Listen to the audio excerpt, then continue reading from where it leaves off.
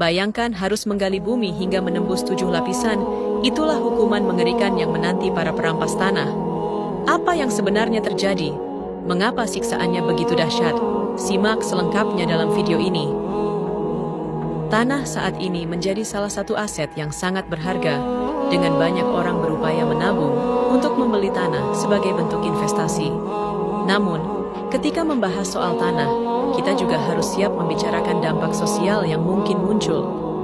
Di masyarakat, kita sering menemukan orang yang licik, seperti memindahkan tanda batas tanah, menghilangkan batas dengan mencangkulnya, atau mempermasalahkan kepemilikan tanah di pengadilan, meskipun tanah tersebut bukan hak mereka. Jika Anda berniat curang dalam urusan tanah, sebaiknya pikirkan matang-matang sebelum melakukannya. Allah Subhanahu wa Ta'ala tidak main-main dalam memberikan hukuman bagi para perampas tanah. Mereka akan dikenakan siksaan berupa dikalungkan 7 lapis tanah di leher dan diperintahkan menggali bumi hingga 7 lapisan. Hukuman ini tidak hanya berlaku untuk perampasan tanah dalam skala besar, bahkan bagi yang mengambil hanya 1 jengkal pun akan menerima sanksi yang sama. Rasulullah Shallallahu Alaihi Wasallam bersabda, "Barang siapa mengambil sejengkal tanah secara zalim, maka kelak akan dikalungkan kepadanya 7 lapis tanah." Hadis riwayat Bukhari dan Muslim. Dalam riwayat Muslim dari Abu Hurairah, seorang mengambil sejengkal tanah orang lain tanpa hak, pada hari kiamat kelak, pasti Allah kalungkan kepadanya 7 lapis tanah. Ya'la bin Murrah mengungkapkan, Nabi Muhammad SAW bersabda, seseorang yang mengambil tanah dengan cara zalim, kelak Allah akan memaksanya menggali tanah 7 lapis tanah, kemudian mengalungkan kepadanya sampai selesai pengadilan di antara manusia. Hadis riwayat Ahmad, Tabrani, dan disyohihkan oleh Ibnu Hibban. Sangat mengerikan, bukan?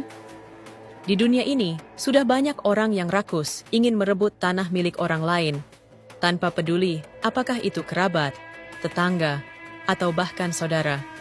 Ketika nafsu duniawi menguasai, kecurangan pun terjadi. Masalah tanah ini bukan hanya sekedar permukaan 1 jengkal, melainkan mencakup kepemilikan hingga ke dasar bumi.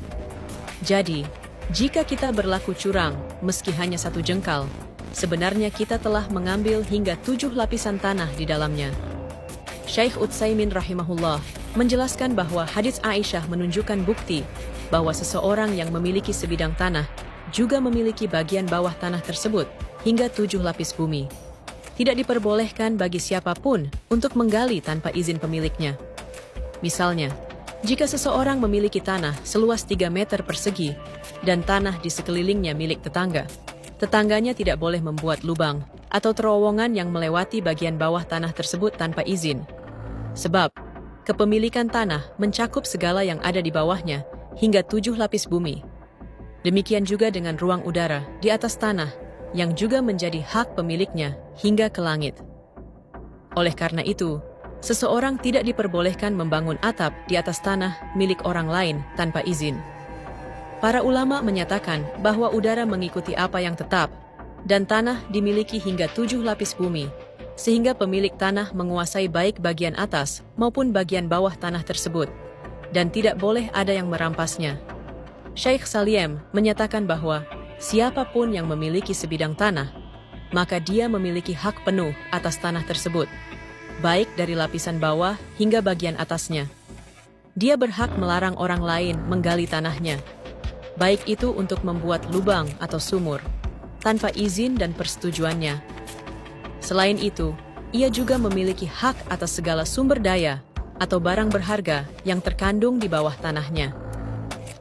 Pemilik tanah bebas memperdalam lubang di tanahnya, selama hal tersebut tidak merugikan atau membahayakan tetangganya.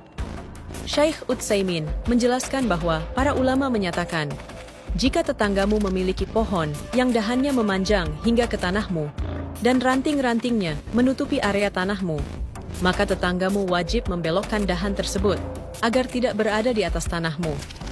Jika hal itu tidak mungkin dilakukan, maka dahan tersebut harus dipotong, kecuali jika kamu memberikan izin. Sebab, ruang udara di atas tanahmu merupakan bagian dari kepemilikanmu yang mengikuti kepemilikan tanah tersebut. Jadi, masih berani mengutak-atik tanah milik orang lain? Ingatlah, hidup ini hanyalah sementara dan penuh dengan permainan semu. Tetapi kematian adalah kenyataan yang pasti. Maka takutlah akan azab Allah.